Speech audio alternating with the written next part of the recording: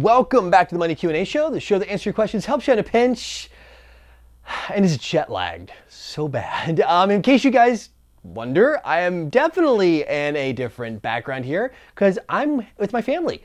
I'm in Tennessee here visiting, a little family kind of get together, some stuff going on, and wanted to make sure I keep the Monday videos going, so you may see a slightly different backdrop. So yeah, just very temporary. We're gonna be getting back to the normal set, the normal studio office here very shortly. Probably see this maybe for one more week as I'm still around before I head on back to the studios. Anyway, welcome back to the show. It's your first time here. Please mash the sub button. Love to have you as part of the Airsoftology family. Also, I've got a web store. We sell patches, morale patches that are all custom special designs, and this could be the last week, the absolute hard last week on the coupon code. We're doing 20% off to celebrate the 200,000 subscriber milestone here on the channel, and that is 200K is the coupon code you want to use over there, but this is the final week. It will cut off right before next Monday video release. So make sure, if you guys have been holding out, wanted to pick something up, this is your final week and final chance to use the coupon code 200K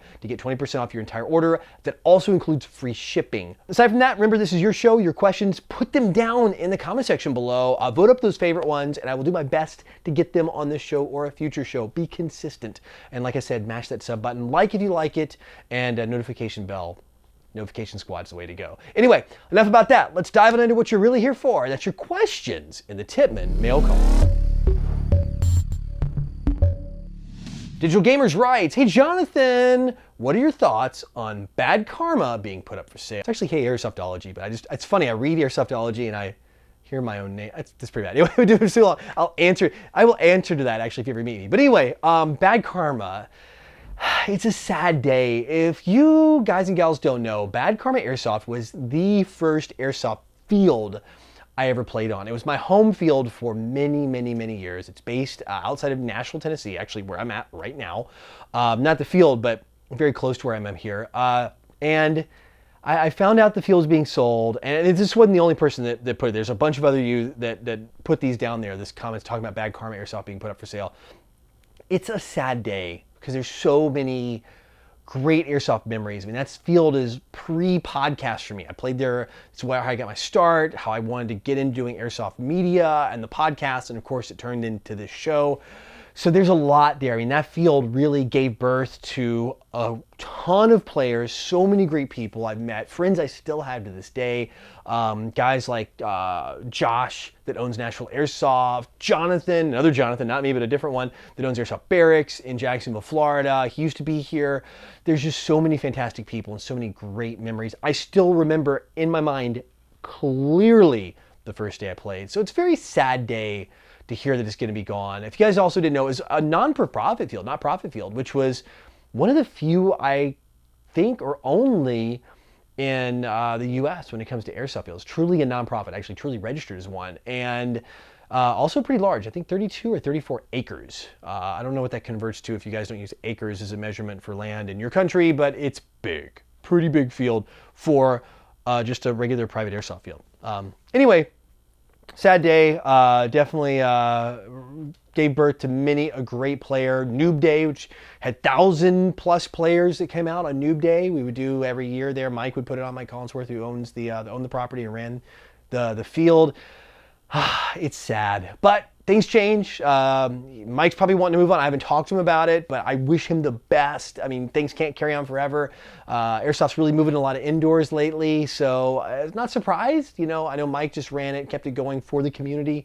I'm just, you know, it's sad, but it's good that it's moved on. Anyway, if you guys ever played a Bad Karma, went to Noob Day, I'd love to hear your stories. So tell me down below. If you got Noob Day footage, even better. I'd love to maybe highlight it in next week's Monday video as the video of the week. So put that down below. I'd like to hear your Noob Day stories, your Bad Karma stories, or some Bad Karma footage or footage of Noob Day would be fantastic. One year, I've got it somewhere. I don't know if I can find my old like GoPro memory cards and stuff. Anyway, I'd love to see it from you guys and gals though, your perspective. Watermelon writes, "Hey Jonathan, I was wondering if it'd be fine to run a HiCapa to a Milsim event. The reason is because my HiCapa shoots way better than other pistol. I mean, essentially at Milsim, unless they have very specific gun requirements, like I talk about a lot in milsim games, where you're like, if you're running the Russian side, you have to run Russian gear and guns. You're running NATO, you have to have a NATO approved, like special sidearm, things like that, and whatever. Most even milsim events are going to let you run whatever pistol you want. I mean, that's fine. There's not like a hard and fast rule, with some small exceptions. But there are some reasons you may not want to run your HiCapa. While it does shoot fantastic, well, I'm pretty sure, yeah, if you've got it tuned, it's going to shoot better than a lot of stock AGs or even tuned up AGs, yeah. And if you're comfortable with it, it's going to be something that you're going to be able to use more efficiently on the field. However, there's some bad sides. Some of these events do have magazine restrictions, and for pistols, sometimes they don't. So you're okay. Some organizers will say, well, you can only carry so many magazines, right? But in pistols, sometimes they give you an exemption. They're like, you can run whatever you want. So if that's the case, you're going to, one, check the rules. If there is a mag restriction, you could be in, maybe not want to run that as your primary. If you don't have a mag restriction, okay, cool. Then maybe you can. You can load up with a bunch. They are kind of heavy. They start to add up for the round count you get in them. There comes the other part. Some event promoters, and one being, for example, American Milsim, do not allow you to reload in the field. So meaning that when you're out there playing, you cannot reload your magazines. Now this there for a reason, to keep the game flow balanced. So if you're running a HiCapa, you've got, 20-ish rounds, high 20s, sometimes if you got the extendeds, like 30s or whatever, rounds to use in there, so like mid to high 20s, you could be at a huge disadvantage. Like even if you have 8 magazines, you're looking at maybe 240 rounds, right? Or not even that, like less than that, like 200 rounds, where someone who's running a mid-cap in their M4 has 100 to 120 rounds on an average mid-cap. Some mid-caps are even above that. So they could have 8 of those compared to yours. So they are way more combat effective than you are. And that puts you at a huge disadvantage, because you may not be able to reload that pistol in the field. And that means now you're just an ineffective player walking around with your squad with an empty gun. So you have to look at the big picture here. So make sure the rules are good for you, and you can reload in the field, and you can carry unlimited magazines. If you can reload in the field, by far, and you can carry enough magazines if you have enough, I would say go for it, right? But consider those options, because it's not just you. You're like, it's no big deal, I'll just go back and respawn. But if you're assigned to a squad, you could be making them less effective. Some of these have squad efficiency rules, meaning if you have so many of your squad members that are not combat effective anymore, the rules will require them to go back to respawn and respawn as a squad. So if you have 8 of you or 7 of you, let's say you're 8, and you're out, you've now taken one chunk of that, like 13, 14% or whatever, away of your combat effectiveness if you run out of ammunition and cannot reload in the field. So just make sure you do that. Make sure your squad leader, if you're put in squads, platoons, whatever, is aware of what you're running and how you're doing. They might be giving you some guidance there. And just make sure you're not taking away from the experience from other players to maybe benefit yourself. Brahming Airsoft writes, what are your thoughts on going through treacherous paths to get to areas that enemies aren't expecting you? For example, waist-deep water, swamps, barbed wire fences, narrow tunnels, gaps, and climbing vertically. So it depends on the field. A lot of fields will not allow you to go through those things, specifically barbed wire and those kind of stuff. Make sure you always stay in bounds. Now, that said, you're in bounds, then I think you're okay. It's up to you though. Like, if you ever played a ball hack, you can always go through the swamp, and it's an experience. I opted not to. There's some paths that go through the swamp. I will stay on the path. I've seen people take the waist deep swamp water, and that's fine. That's what you want to do. It's definitely not for me. That's it. But with that said, I have absolutely tromped through swamp water to get objectives at milsim games, for sure. I have done vertical climbs where allowed to a point. I mean, some get to a certain height level, they're not gonna let you do it. I've done it during direct action missions where you had to do extractions, climb up ladders, multiple stories. It is absolutely, so if it's within the rules and you feel comfortable doing it and it's safe, yes. Barbed wire, you can deal with rust and like tetanus shots, things like that. I don't know. So it's one of the things. Swamps and water in the summertime, you can deal with snakes. Where I'm at in the southeast, here in America, you can deal with some poisonous snakes that are water-based, like water moccasins, like copperheads, things like that. So, or cottonmouths, copperheads, water moccasins. Anyway, a bunch of bad stuff. Swimming things that bite. So, yeah, it's just kind of one of those. Don't be stupid about it, but I've seen people do some pretty wild things, but so have I. I've done it too. just be safe, be smart, use your brain, think about it, and then move on. But yeah, I've tromped in water, I've done this stuff, I've made climbs were allowed, I've gone through the barbed wire, I've done all of it. So yeah, if you feel comfortable enough doing it and the field allows it, you know, go for it. All right, that's it for questions this week, which means it is time for the Code Red Headsets video recommendation of the week.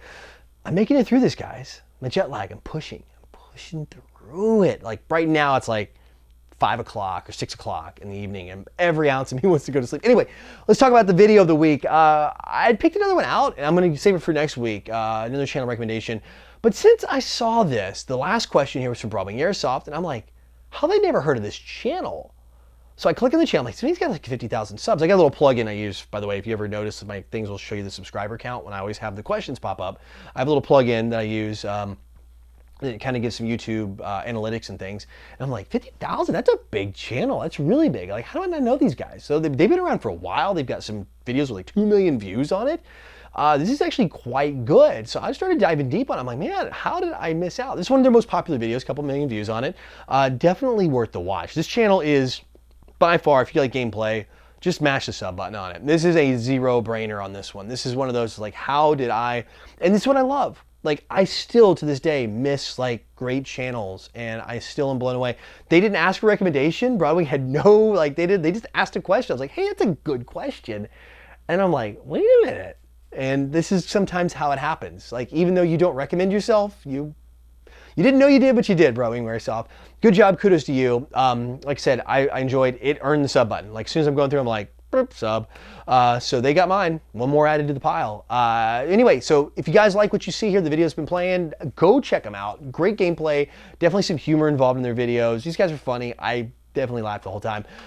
Again, if you want to know, the link would have popped up in the top corner over here where I'm pointing. At some point, it's still up there. You can press the little I key thing and it'll pop down and show you all the links from the videos, or in the description box below. I always have everything down there, including the show notes, every single question, and timestamps for each if you want to jump forward and back in the video. So anyway, that's it for this week, guys and gals. Remember, if you want the questions, put them in the comment section. Coupon code's still running for one more week. It's going to wrap up at midnight Sunday night, probably US time later. I'm gonna go as late as I can. So right before, basically it's gonna run up until when I release the next Monday video, which will at least be probably midday on Monday. So as long as you get it wrapped up by Sunday where you live, no matter where you are in the world, your coupon code will still be valid, but don't wait till the last minute.